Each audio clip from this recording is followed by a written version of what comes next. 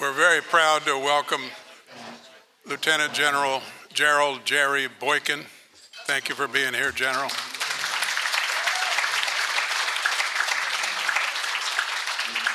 I would like to ask Dan Neller to come up and give us a prayer, and then we'll have these fine young people lead us in the Pledge of Allegiance.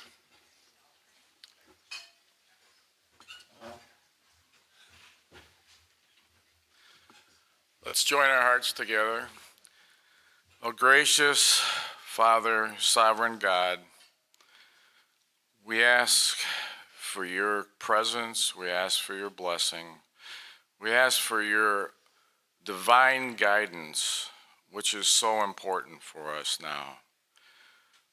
Our nation that you have ordained for us has so many difficulties, and many of them are beyond human solutions.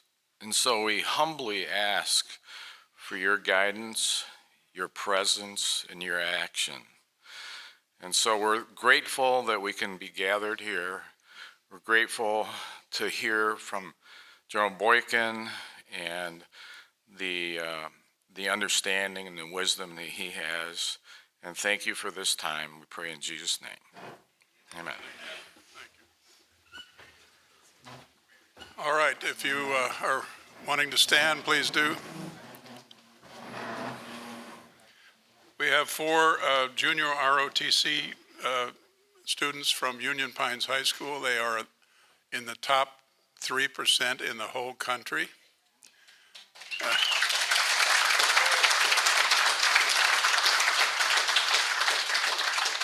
We're going to have their annual gala right here in this room on March the 20th, so if you'd like to come and see a whole bunch of these fine young people, please come.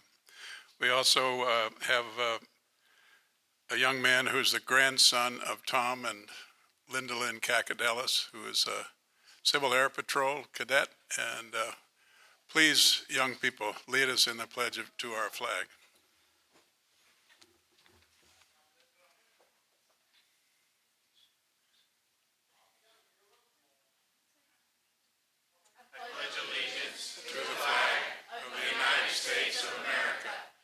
To the republic for which it stands, one nation, under God, indivisible, with liberty and justice for all. Thank you.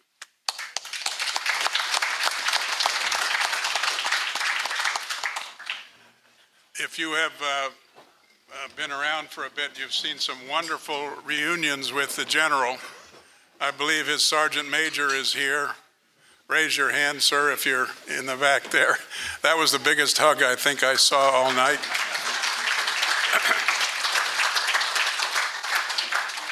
There's a number of other distinguished military folks here, and we appreciate their presence.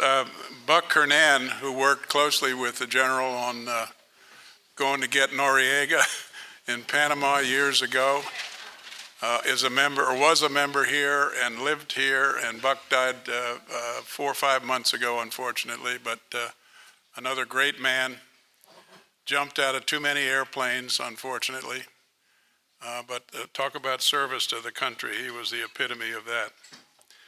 A little bit run of the show stuff. We'll ask the Tom Cacadelis, a good friend of the general's, to come up in a moment and introduce him.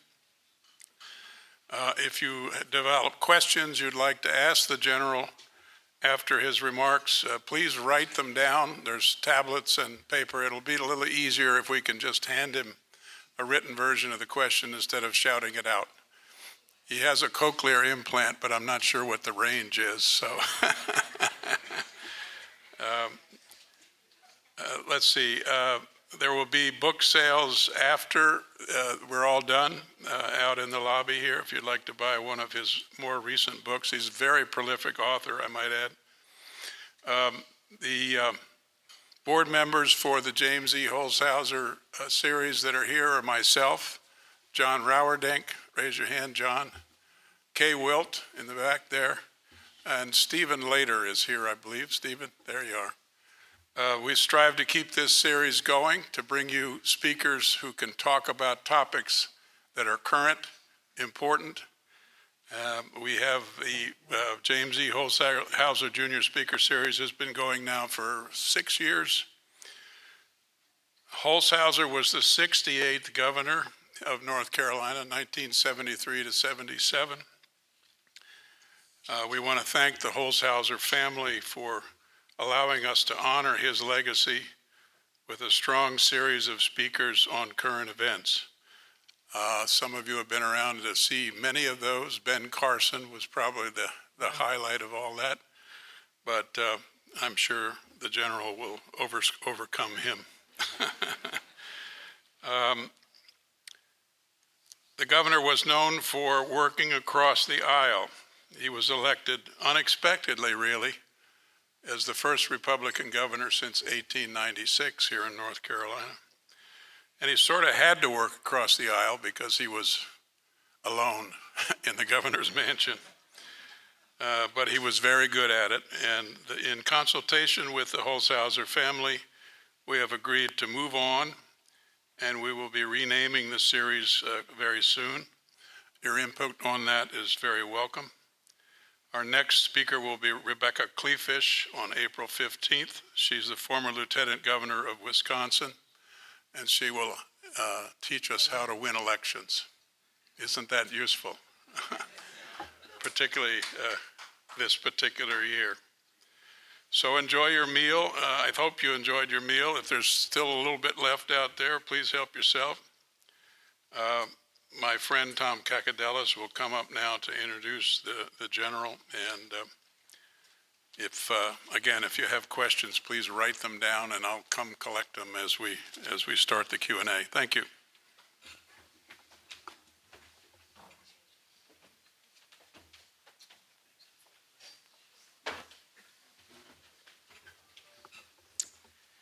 I think we should give a round of applause to all the warfighters that are in the room with us. We really appreciate them.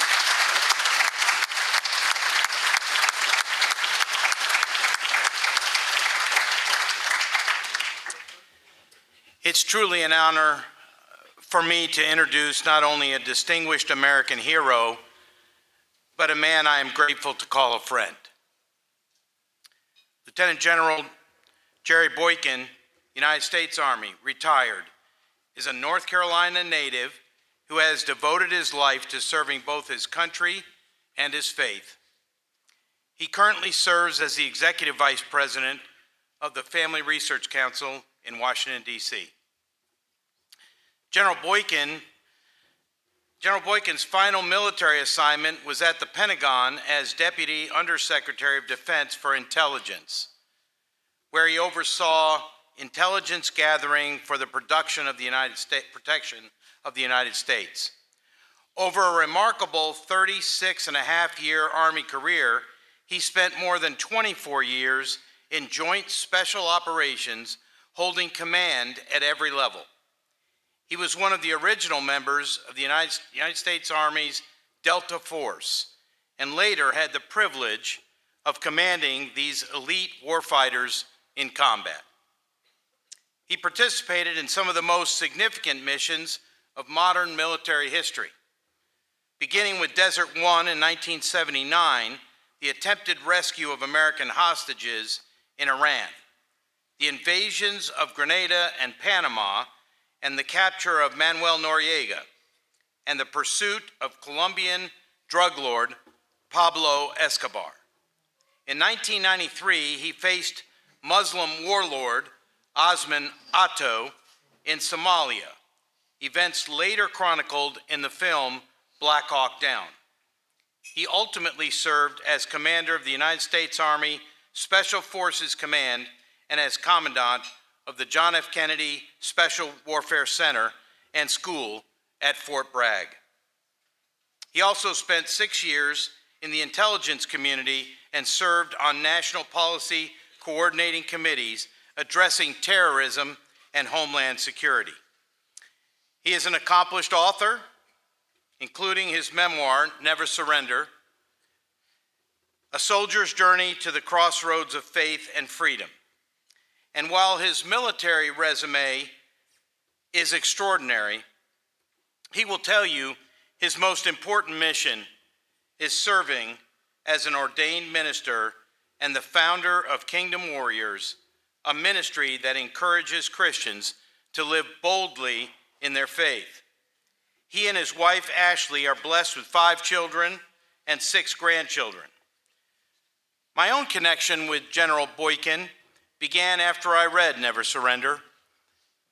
I was so impacted by his story that I invited him to come to Charlotte, where my wife and I lived, and we owned 2 cigar stores.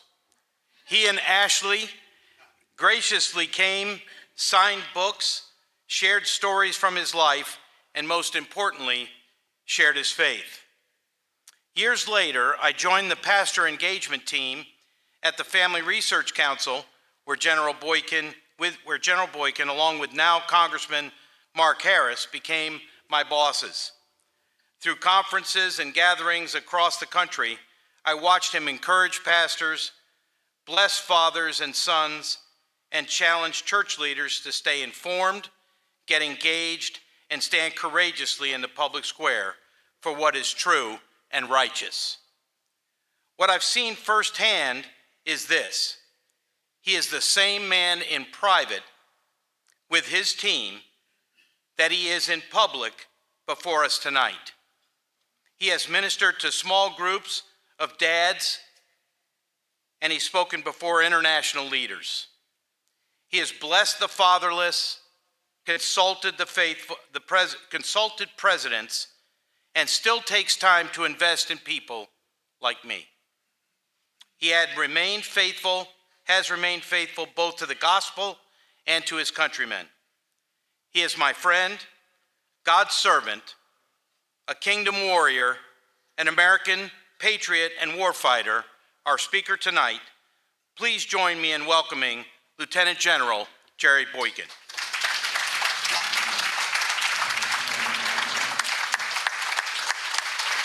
Appreciate you, brother. Thank you so much. God bless you. Please.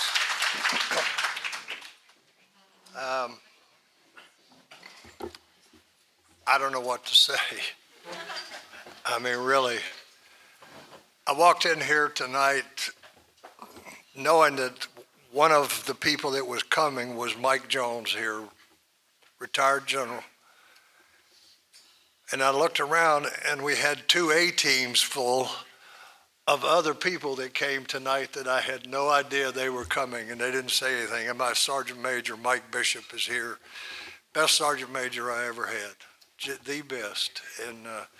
And Wade Jernigan, Wade Murdoch. Where are you, Wade? There you are. He was my aide, my first aide. And I got to tell you, he was a good one too. I hated to let him go, but his wife had enough of me and wanted to get him someplace else, and I could just go around the room. One of the people that surprised me here tonight was a Marine. And you know, I'm kind of funny about Marines. How many of you, did anybody see the Marine that had an arm missing? You see him? Is he still here? Where is he? There he is. There he is. There's my man right there now. Listen, folks, I love that guy more than I can possibly tell you. And I'm not ashamed to say it. I love him. And that man has paid a heavy price for this nation.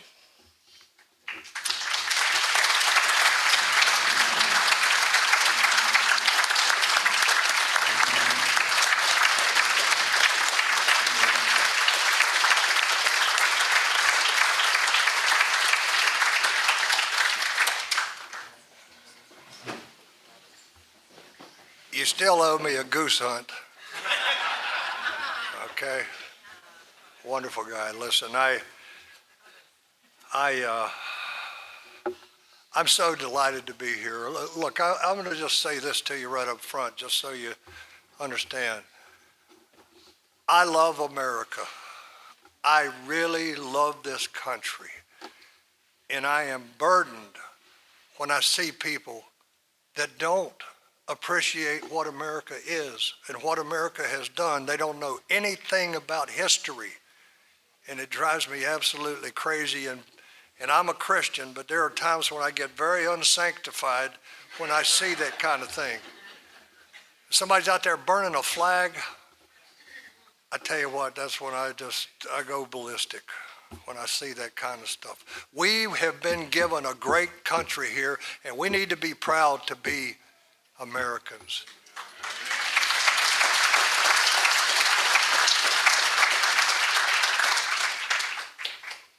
So I'll start tonight with something that I know everybody is very well informed on it, and that is the raid to capture Maduro.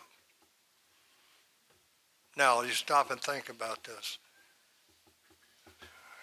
Here's a guy that was told time after time, if you don't knock it off, we're coming to get you. We're going to take you out. And he ignored them. The problem was he ignored the wrong guy, because that is, he could have ignored the previous one, but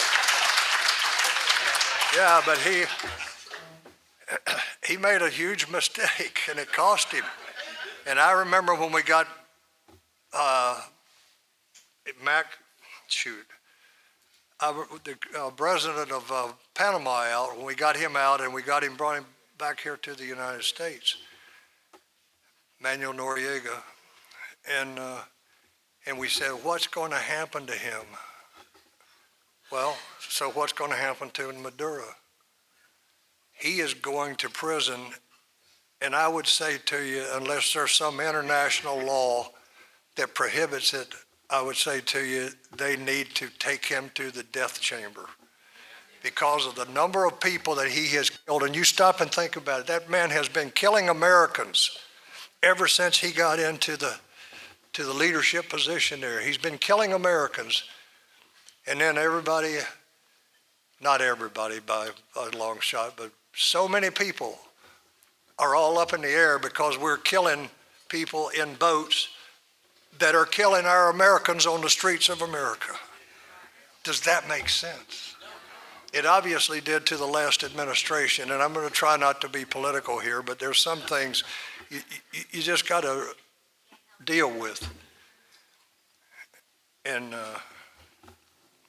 what we're seeing is we're seeing people now that are saying, well, what's going to happen now? Well, let me tell you what's going to happen now. There's going to be fewer Americans that die from things that come out of that country.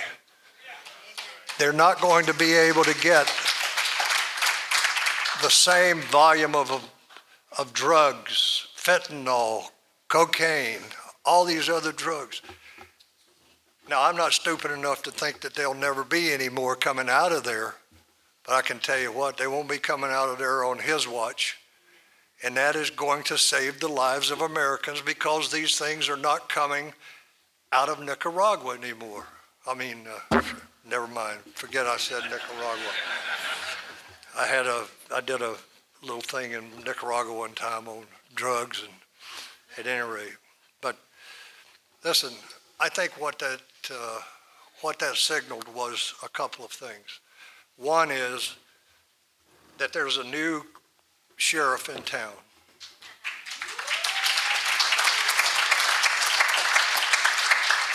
And he is not afraid that somebody's going to call him a name, because I think he thrives on it, to be honest with you. But he is, I don't know how you look at it, and I'm not encouraging anybody, but I got to tell you, when he lost that race in 2024, or 2020, I'm sorry, 2020, I was devastated. I thought, God, how can you let this how can this happen, God? What are you doing, Lord? Look at the people you're putting in there. They're Marxist. They're Marxist. But guess what? God knew what he was doing, didn't he? Because our president had 4 years to build a plan that he could go after immediately after he got inaugurated, and that's exactly what he's done. And I think the fact that he took out this drug lord, I think that it's a message to everybody, not just to Americans, but to everybody, that we're not to be trifled with. And we'll see what happens. But I think it's important for us to understand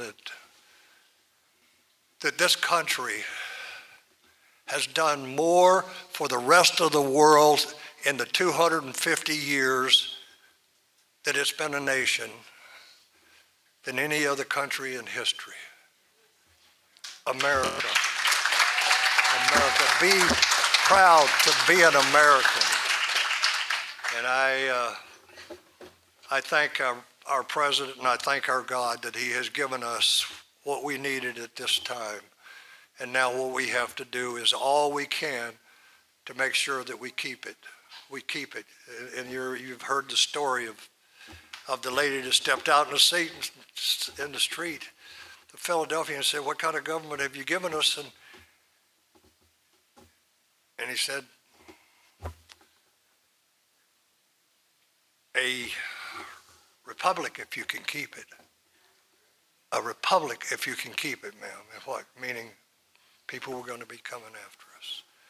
So I think this thing with Maduro has been a good thing. I think that it's probably going to going to force them to change their tactics. I'm not so sure that they won't come back. But one thing is for sure, Maduro will not come back. We'll never have to deal with him again. So now, let me go over to something that I feel very passionate about. And I will tell you why I feel passionate about it. And that is the war in Israel.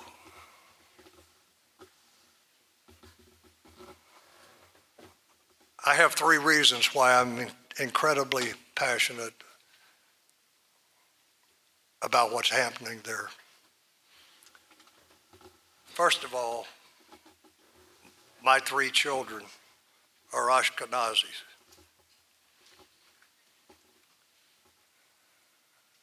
In fact, they have taken the DNA test to make sure that if they choose to, they can make Aliyah, which means returning to the motherland.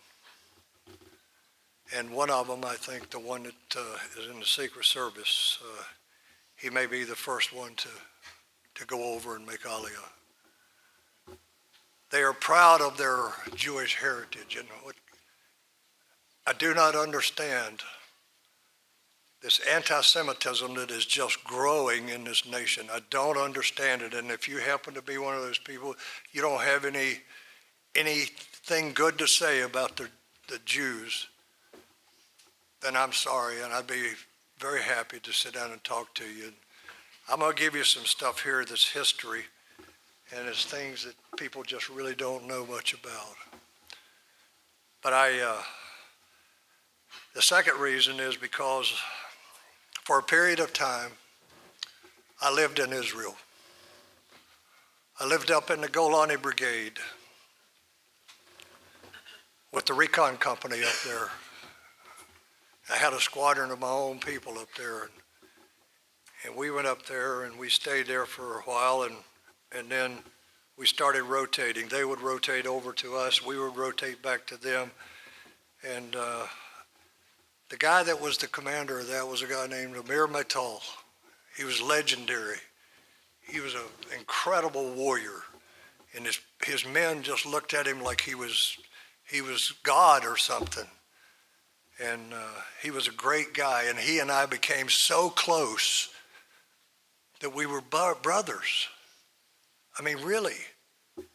And I would come back, and I would stay with him. He'd come and stay with me. And I was laying in the jungle one day, and South America. And my radio operator came over and handed me my radio, and he said, "Hey, sir, the general wants to talk to you." And I picked up the phone. I said, "Yeah, what's up, boss?" And he said, "I hate to tell you this, but Amir Metal was killed last night in Lebanon on a raid into the southern part of the country." And I couldn't believe it. I just froze. I couldn't believe it. I couldn't accept it that actually had happened. And I came home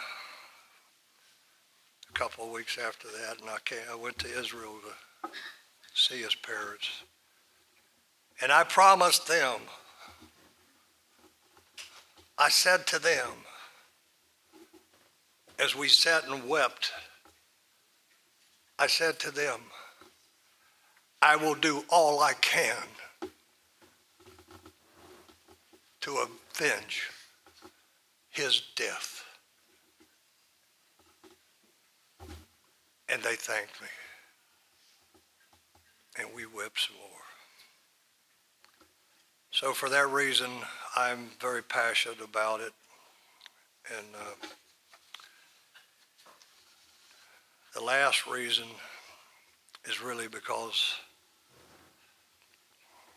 my mother and father, and we have one of the young men that my mother taught Sunday school to him right here. And but my mother and father made it very clear that when the Bible says I will help those, or I will bless those who bless you, and I will curse those who curse you, you better not mess with the Jews or you're going to regret it.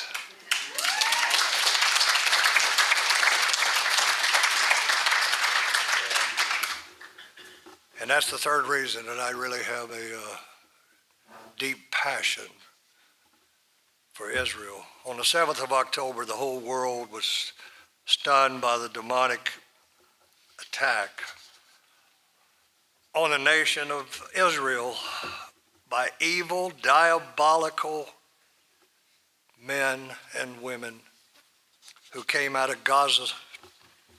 And some of them didn't come out of Gaza. Some of them came out of other places within the nation.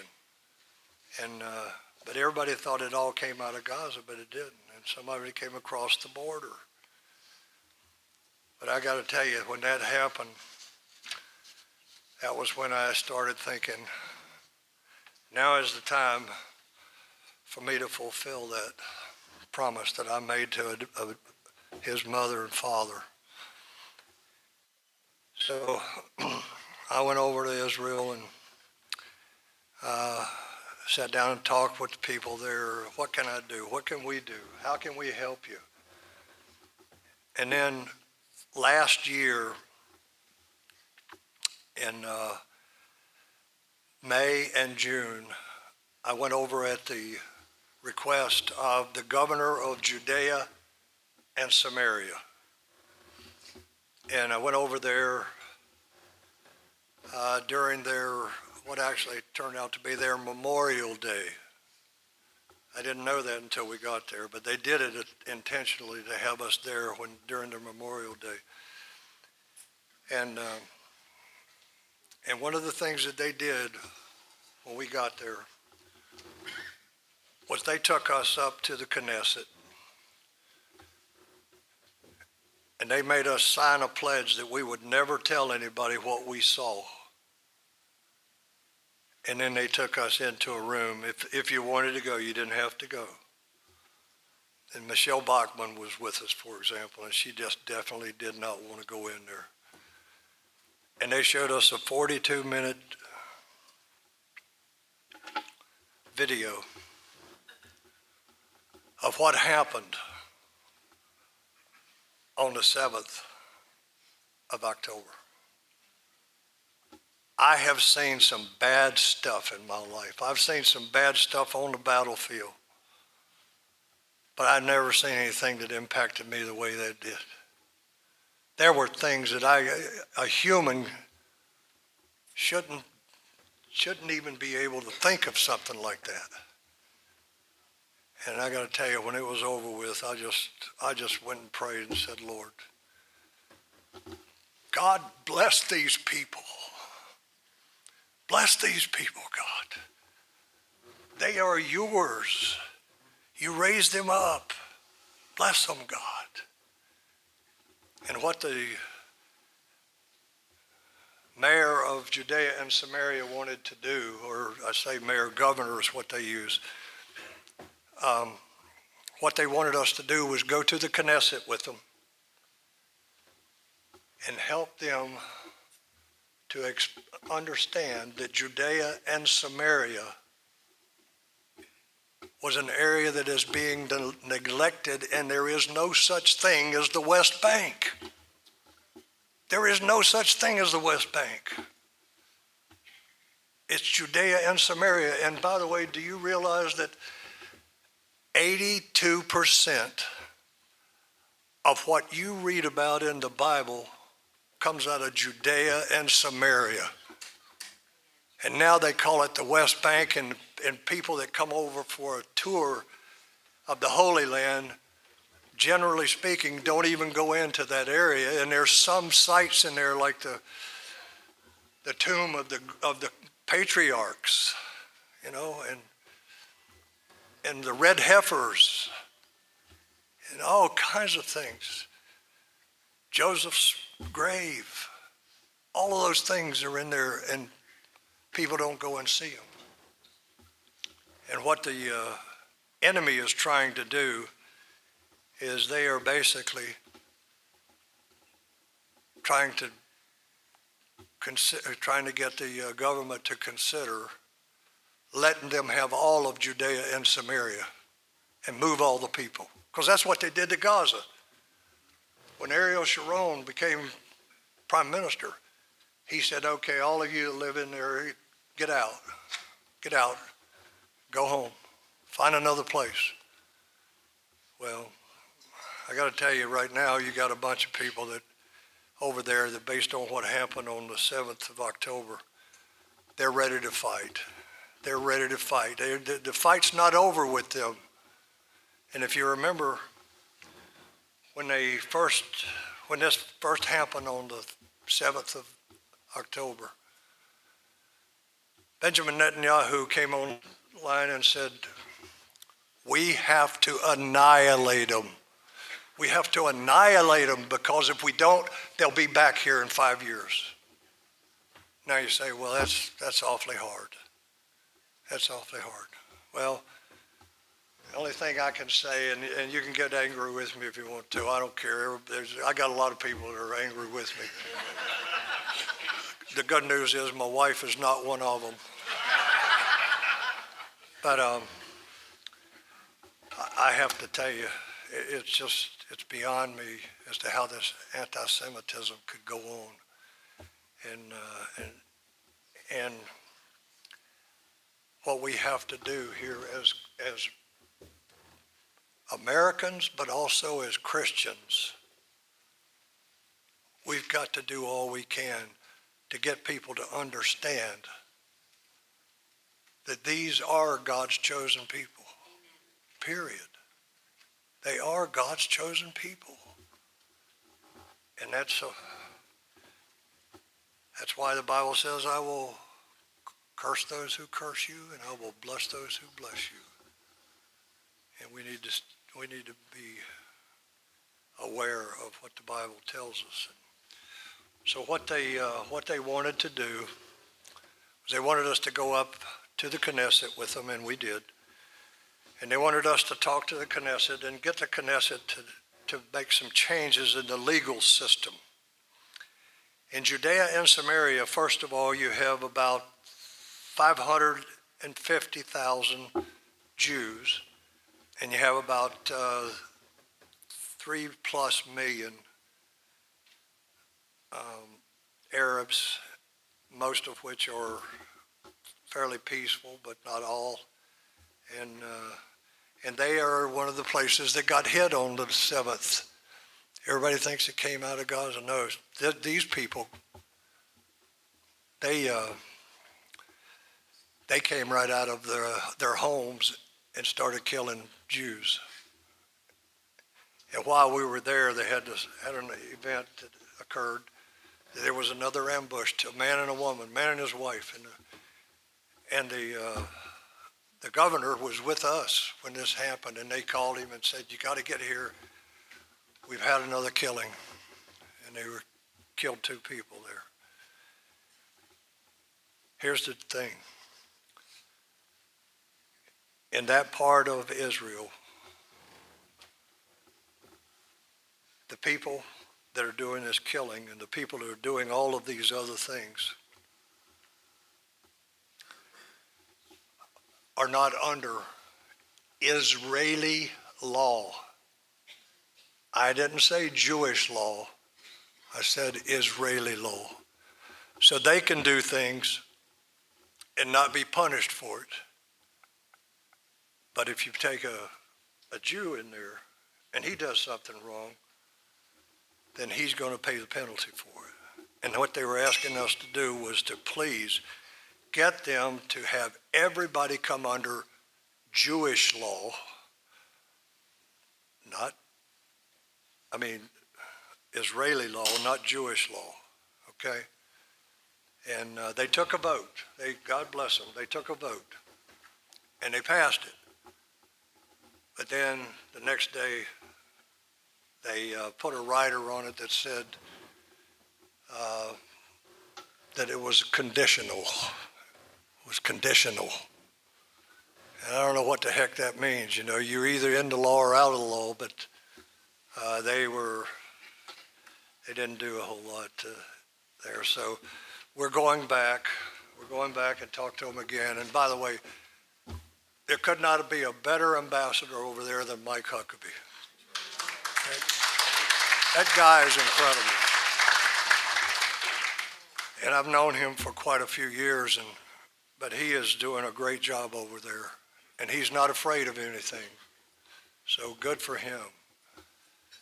But the bottom line is this. This is going to go on. It's not going to be over with anytime soon, because these people are diabolical, and you can look at me and say, "Oh, you're one of those, huh?" Well, I guess I am, because I know they are diabolical. And listen, when the Israelites came to the Jordan River, God spoke to Joshua. Does anybody remember what he said? He said, when you cross that river, kill them all. If you don't, they will corrupt you. Kill them all. Now, I will be frank with you. I don't want to see children killed. Children that have nothing to say in this. I don't want to see that happen.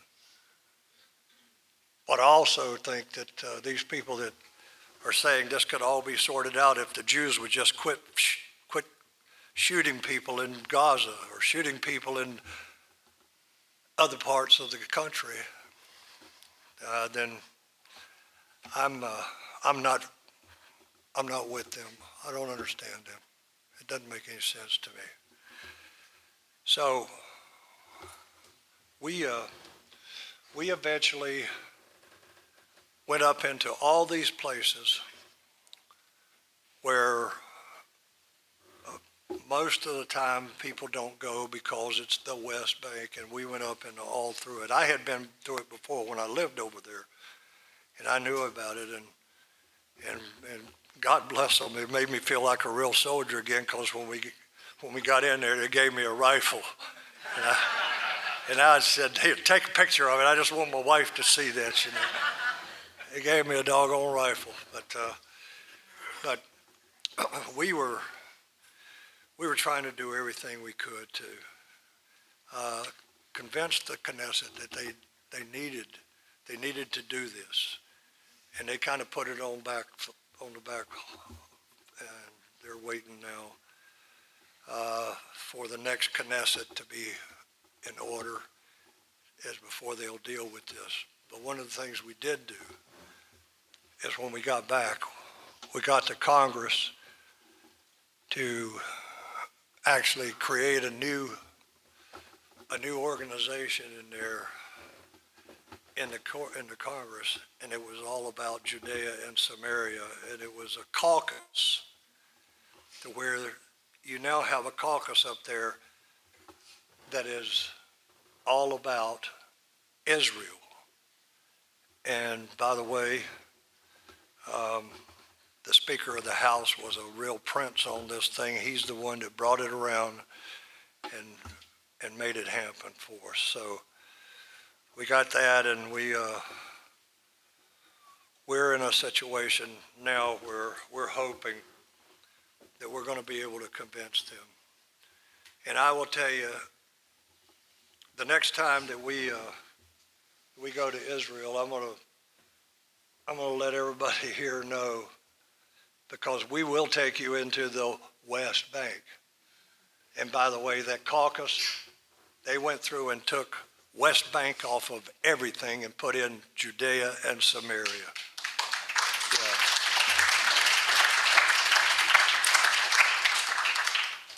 Listen, the Jews have no place to go. They have no place to go. So what do you want to do? You want to drive them into the ocean or what? But the Bible tells us that they'll never be dislodged from that place again. They will never be out of there again. That's the word of God.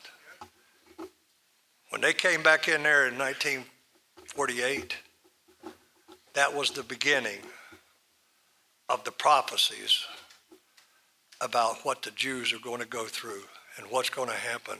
And part of that is they are not going to be run out of there. Let me tell you something here. You may know and you may not know, but it's history. When David Ben-Gurion stood up in the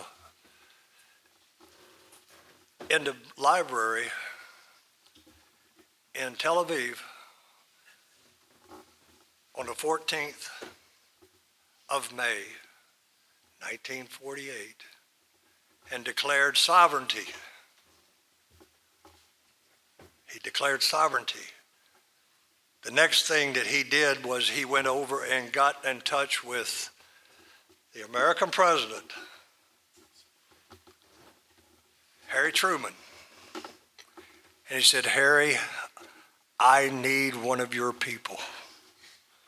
You can find this online, as a matter of fact. You can see a photo of what I'm about to tell you. He said, I need your guy. I need Mickey Marcus. Mickey Marcus. He said, Mickey Marcus was a Jew from New York. He was on Wall Street. He went to West Point. When it was all over with, he came back, and Truman calls him and says, are you willing to go fight with the Jews? Yes, sir, I am. He said, okay. He said, then here's your orders. You're cleared. Go over. Well, he went over there, and of course you all probably know, the day after they declared sovereignty, they got attacked by 5 nations. 5. That's 10, isn't it? That's 5. Yeah, and they fought with what they had, which was not a lot. And they held their own, but the battle was pretty intense.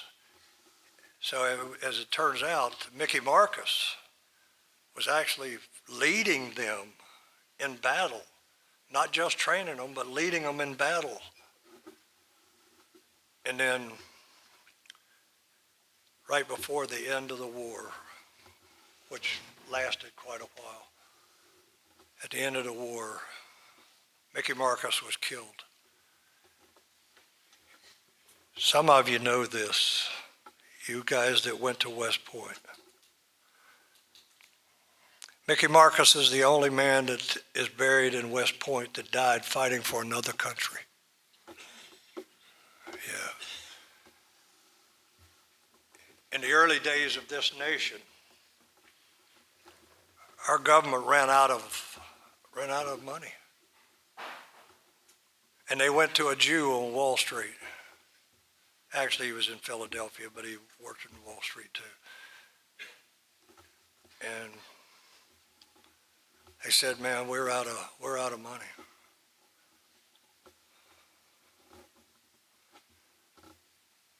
And he said, "Okay, what do you need?"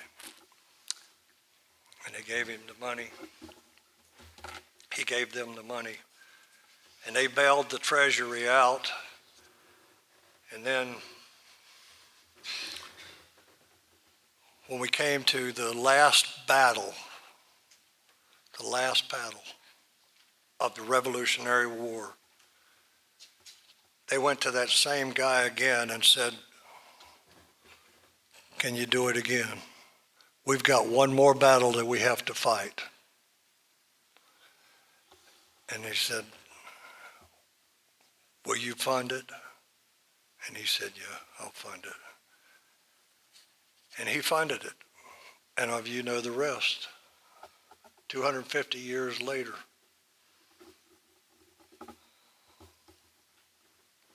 Chaim Solomon. Anybody ever heard his name? Chaim Solomon. Because he's the guy that never got paid back for what he gave. And when he died, he was not a wealthy man. I'll say that. And Harry Truman, when they sent him a cable saying that the Jews have declared sovereignty, his staff wrote something up and said, you know, the United States recognizes the new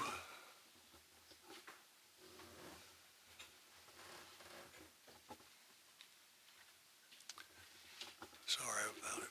I get a little emotional on this.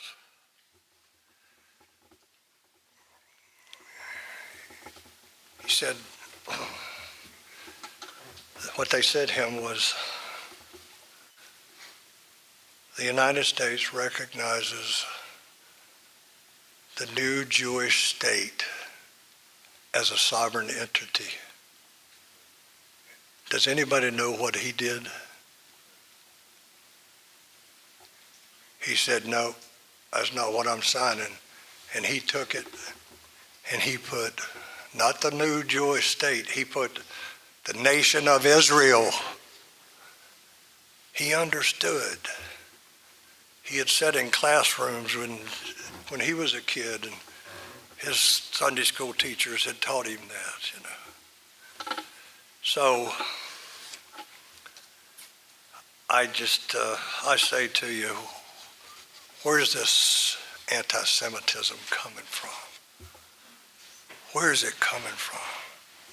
We've got to stamp it out, or we as a people, we as a nation, we're going to pay the price if we don't stand with Israel. And I know all of you say, well, that guy's a little overboard.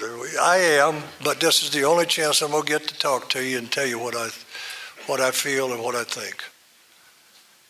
And don't invite me back next week.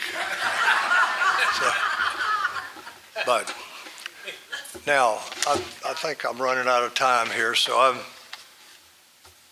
I'll do one more thing here that is really, I'll just close my notes up here. I don't need this. Russia.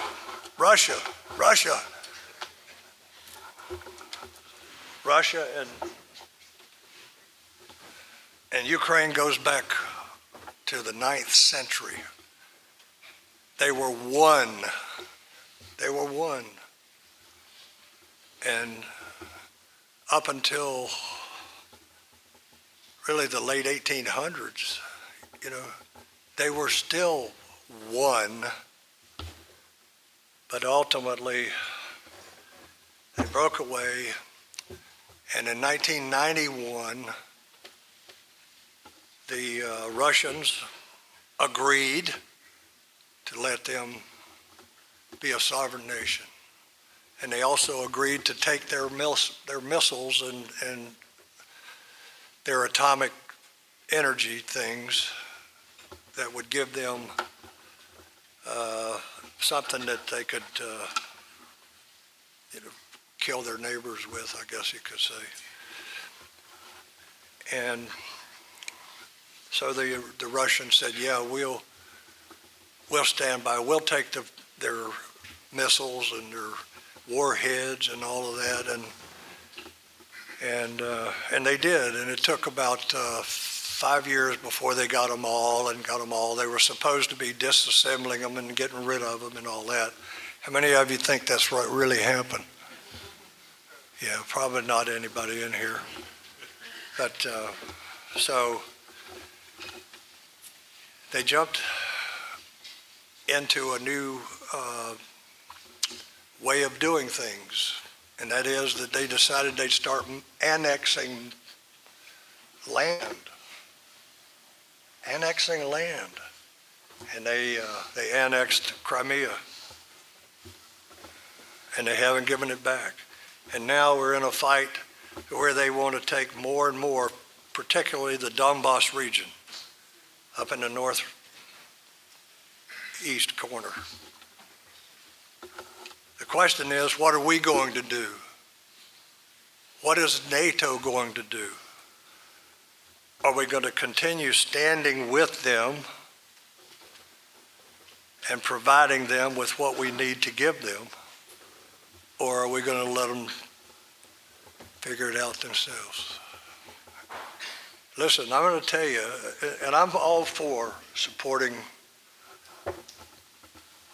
I'm all for supporting them. I want you to know that. But what I'm concerned about is we have given them a lot of ammunition. And they won't tell you this on Fox News, but right now, we're low on what it would take for us to fight a sustained war. We're low. So my view is the rest of NATO needs to come up. I mean, Donald Trump has already gotten them off their butts, if you don't mind me saying that, off their butts, and they are now paying their share to NATO and paying their share on the bill that goes into this. But I must tell you, I don't know that we've got much choice here, because the last thing that we want to happen is for them to actually go over and start taking land from some of these places like that have just come into NATO, Switzerland, for example, and there's a lot of concern in the military today about this, about where is he going next, what's his next move. So I'm going to quit. I've said enough, and probably more than I needed to, but all I can say is this: stand up with me. Stand up. Stand up.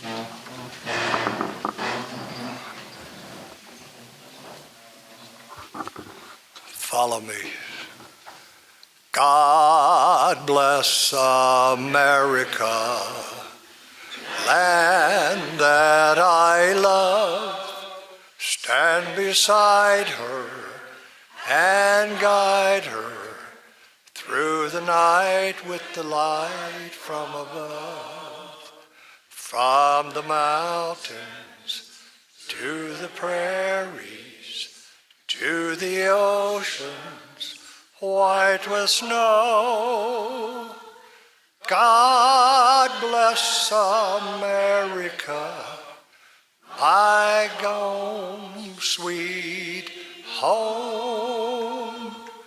God bless America, my home, sweet home. Thank you.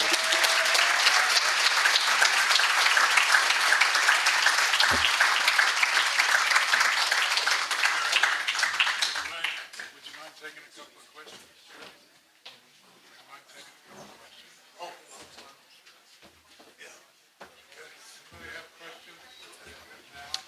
Okay.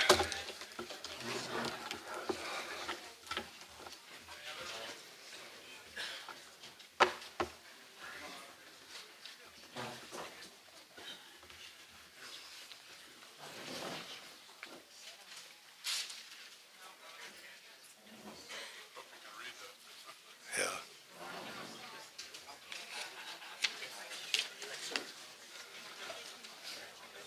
Yeah, let me, while they're collecting these,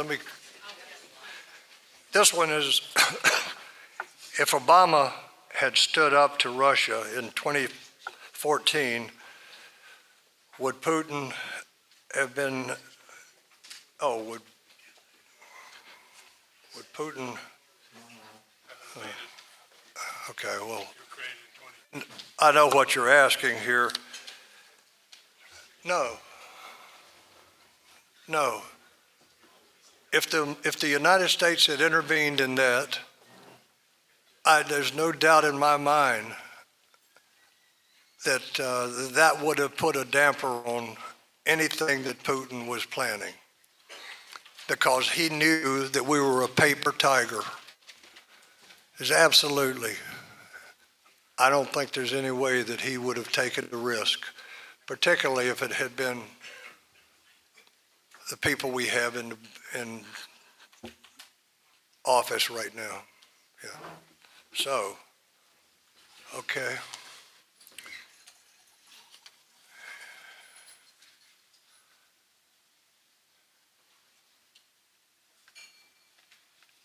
Yeah.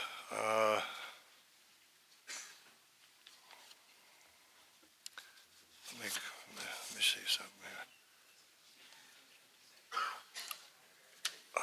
Under Biden, much of senior military leadership embraced, diversity, equity, and inclusion. And hey, let me just jump right into this one.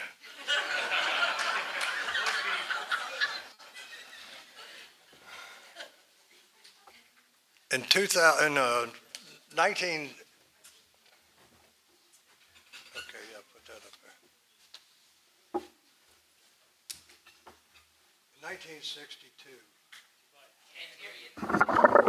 In 1962, Douglas MacArthur, and by the way, he was not a Marine. Could I say that to the Marine back there? He stood up in a mess hall at West Point and gave his most famous speech, right? And when he got through speaking, he looked at the cadets down below him. He was up in the loft there. He looked down and he said, "Your mission remains fixed, determined, inviolable.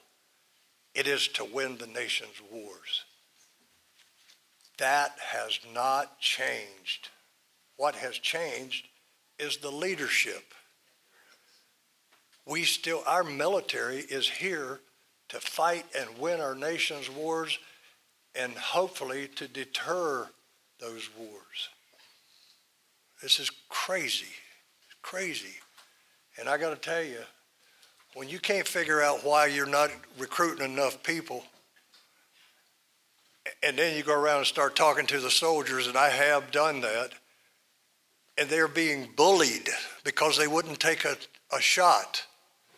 Being bullied. That's terrible. You think a guy that's bullying one of his troops is going to get that troop to follow him in combat if he's doing that to him? It's stupid. It's just stupid, that's all. Ken Benway, where's Ken Benway? Where are you, Ken? Hey, there you go. I didn't see you earlier. Yeah. Let's see here.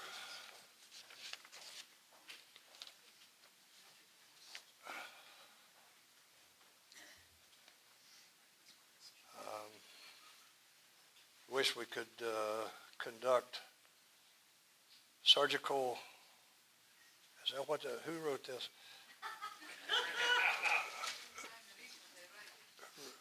I guess this is surgical drug interdiction in Mexico. Who wrote that? No, somebody wrote this. I didn't.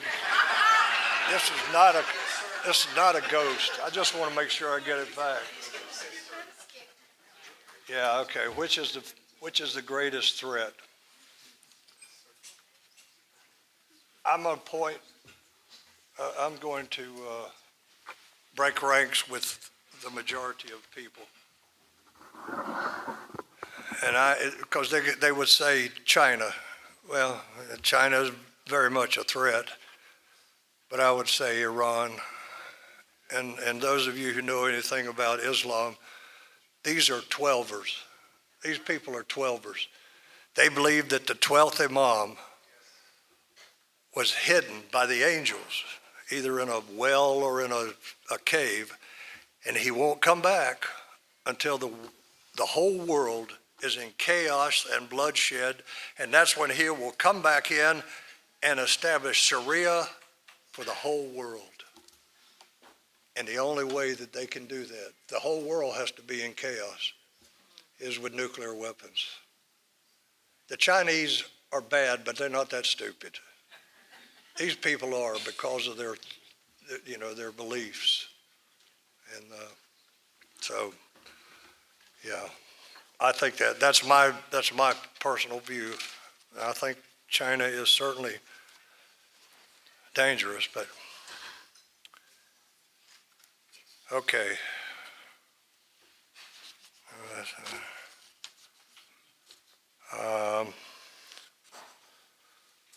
Who should we do, or who should we? Tom Kakadelis. Get up here and start reading these things to me. Yeah, you can read them better than I can. Okay. What should we do if China decides to take Taiwan by force? So it wasn't just me. No, right? sir. Okay, good. No, sir. Hey, listen. I'm surprised, honestly, that they didn't take. Excuse me. I'm surprised they didn't take Taiwan while our previous president was sitting on the throne there. That said, they want Taiwan. There's no question about it. But here's the thing. I'm going to say this to you, and everybody's going to say I'm crazy. Don't think that China can just walk in there and take over. These people have had since 1945, I think, or 46, to today, to get ready for war. And they've had one enemy, and it's China. So I think it goes without saying that they're pretty well ready for war.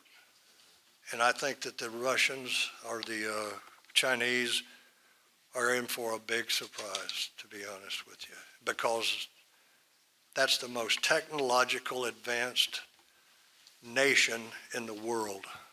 Taiwan, yes. So that's what I think. But I have been wrong before. Long time ago, yeah. Where does space fit into the whole new world? Where does space and the military fit into this new world order? Well, I don't know exactly how to answer that. I mean, the obvious is,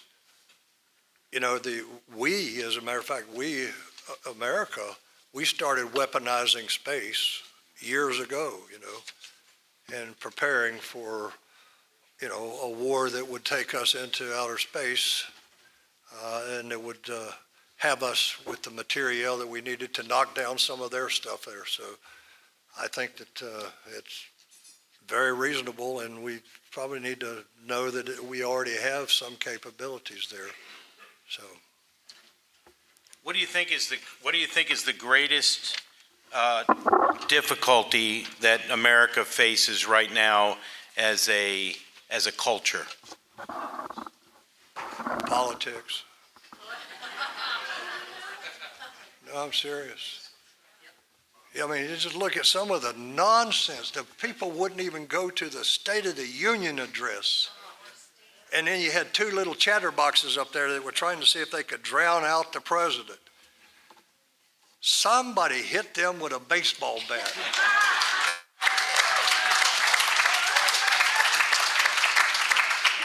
I told you I get a little unsanctified sometimes. Okay. Let's thank the General for his service and his tonight. Thanks, General.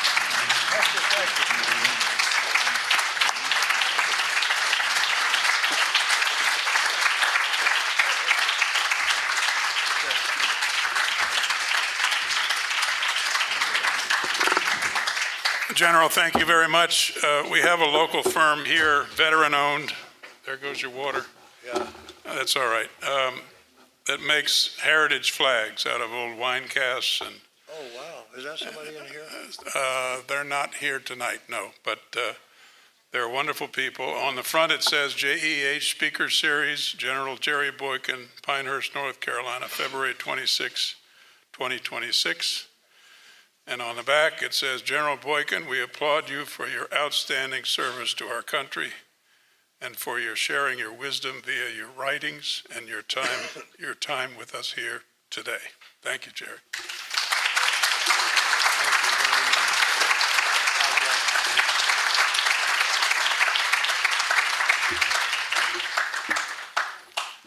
I think there might be a box of cigars also. And some Jameson whiskey. I heard you like Jameson. Oh, my goodness. Cigars. Yes, you're a good man, son.